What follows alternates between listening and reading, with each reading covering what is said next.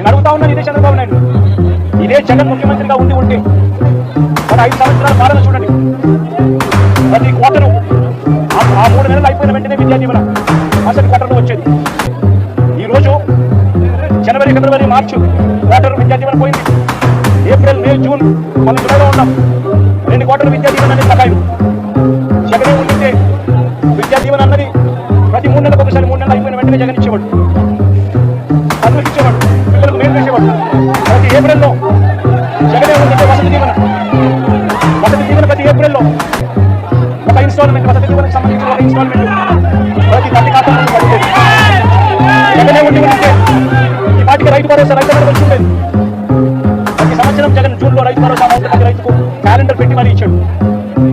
జగనే ఉంటే అమ్మఒడి డబ్బులు ఈ పాటికి తల్లులకు వచ్చి